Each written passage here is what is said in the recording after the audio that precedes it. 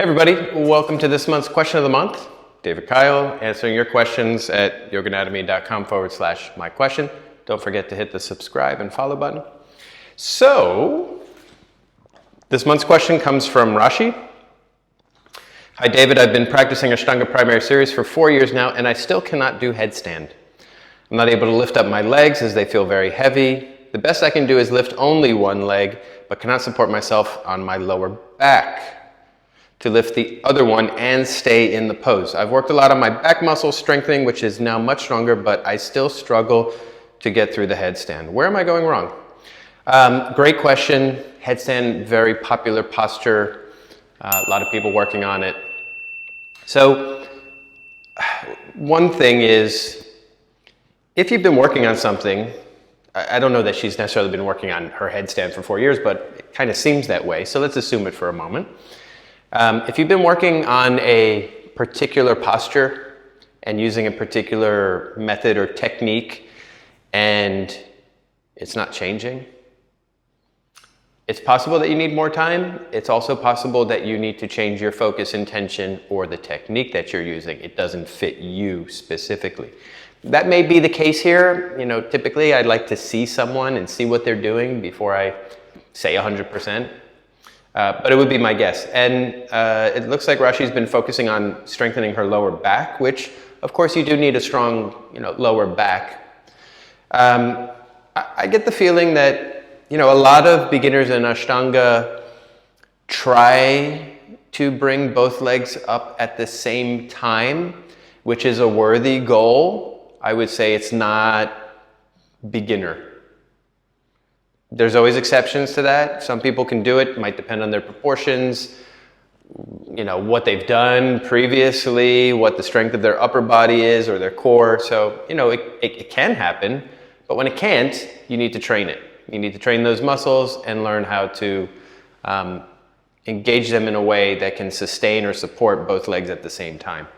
So usually what I do is, and I'm going to assume maybe she's not doing any type of prep. I really don't know. Rashi didn't say. So what I'm going to do is I'm just going to break down the way in which I typically teach it to people. And I would likely do this with Rashi if I met her. Is one, just let go of doing it 2 legs simultaneously for the moment. It's okay to go back there, but for the moment, just stop. It's clearly not working. You want to create a pattern of movement that is going to get utilized, and in this case, there's a particular pattern of learning how to control your pelvis that is typically missing. Again, I can't say 100% with Rashi because I don't know. I find it in handstand as well. So what I do in order to teach that and to build up that sort of, she talks about her lower back. There's lower back and then there's the front lower abdomen. So it's kind of like a core strength that needs to be created to do this. So the way I do that is, with straight legs, you have long lever arms, right? There's more weight further away from where you're trying to move it. That makes it harder to move it. And she alluded to this because she said, I can do one leg at a time, which means what's the other leg doing? It's probably moved in, okay? So, when the legs are straight, it's gonna be harder to lift them, there's more weight. It means your body, relative to where your head and your forearms are, which we'll talk more about, all of that needs to move further in the opposite direction from where your feet are, okay? Temporarily. So, here's what I do. Let me break it down for you. First of all, set up your hands. In my case, the center and sort of maybe slightly back part of my head is what's in my hands, and the front top is what goes on the floor. That's how my proportions work. That's my default. I can do the top of the head. I can do headstand almost any way I want to at this point. But this is my default version. Okay, this is how I do it.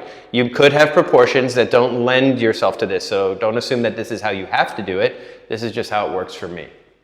So assume all that is in place and set up. Remember that foundation is built on elbows and forearms pressing into the floor, which comes from your serratus anterior. That's what moves the shoulder blades, which then moves the upper arm into the floor. Forearm is connected to that, so all of that goes into the forearm.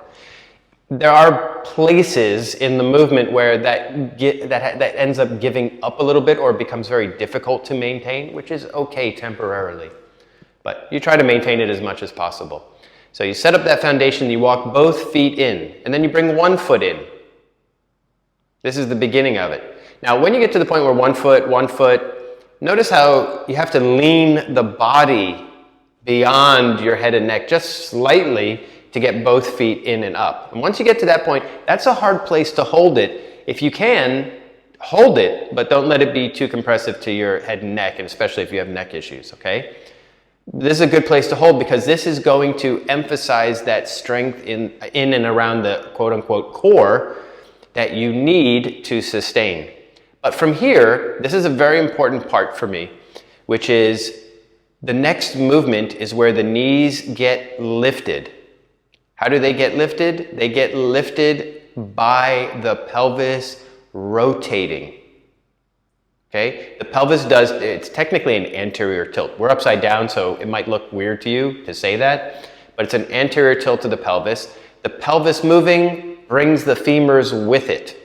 Okay, and you do that, and the femurs might move at the hip joint as well until the thigh is essentially parallel to the floor beneath it. Okay, this becomes easier to maintain because that pelvic rotation takes your center of gravity and aligns it more closely with the center of your foundation, which is head, forearms, and elbows, and all of that stuff, okay?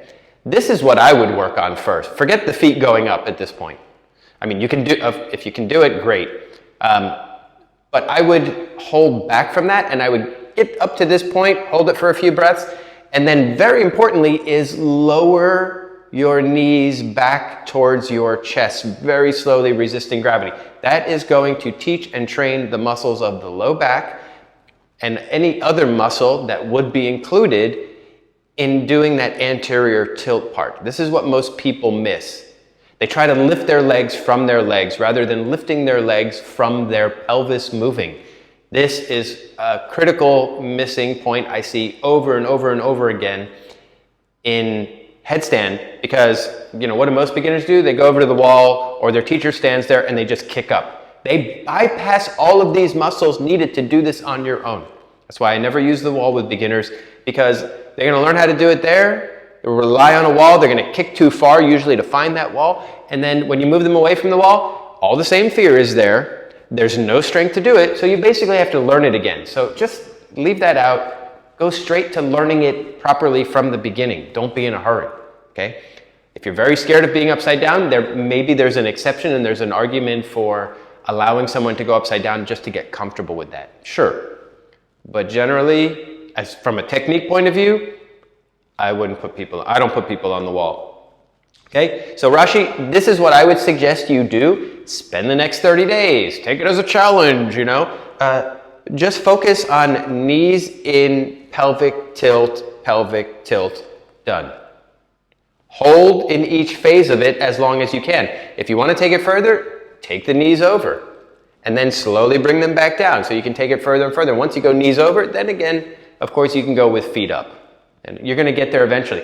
After you've built that up and you get that feeling and the way in which you can control your pelvis and all of that, then you go back to trying with straight legs again and seeing if you can find it. All right? Rashi, I hope that helped. I hope that helps other people looking for headstand advice as well. If you got a question you want me to answer, just go to yoganatomy.com/myquestion.